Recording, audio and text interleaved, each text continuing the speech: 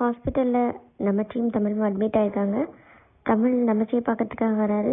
நமச்சி தான் செஞ்ச எல்லா விஷயங்களையும் தமிழ்கிட்ட சொல்லி, நான் உன் நல்லதுக்காக தான் எல்லாமே பண்ணேன், என்னை மன்னிச்சிடு அப்படின்னு மன்னிப்பு கேட்குறாரு. தமிழும் அதை ஏற்றுக்கிறாரு. அவங்களோட குடும்பமும் ஏற்று அவர் மன்னிச்சிடுறாங்க. மேக்னாவுக்கு பிரேக்ஃபாஸ்ட் பரிமாறிட்டுருக்க அந்த வேலைக்கார அம்மா சொல்கிறாங்க, தமிழ் நல்லவருன்னு தான் எனக்கு தோணுது.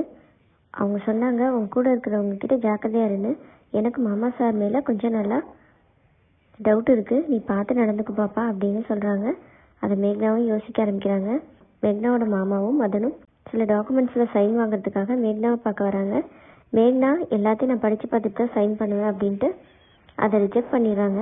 அதனால் கோபமாக வெளியேற அவங்க 2 பேரும் அர்ஜுனை வர சொல்லி மேக்னாவை க்ளோஸ் பண்ணுன்ற திட்டம் தீட்டுறாங்க.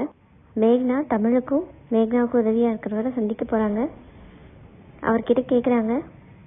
அவரும் சொல்கிறாரு, தமிழ் ரொம்ப நல்லவர், அவர் இந்த மாதிரி பண்ணக்கூடியவர் இல்லை, உங்கள் சைடு தான் ஏதோ தப்பு நடந்திருக்கு அப்படின்னு சொல்கிறாரு.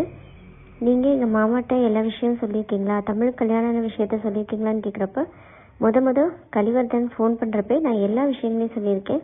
தமிழ் கல்யாண விஷயமும் அவருக்கு சீக்கிரமாக குழந்தை பிறக்க போகுதுன்ற விஷயத்தையும் அவரோட ஃபேக்ட்ரி அவரோட ஒய்ஃப் பேரில் தான் இருக்குன்ற விஷயத்தையும் நான் ஏற்கனவே சொல்லிட்டேன் அப்படின்னு புரிய வைக்கிறாரு.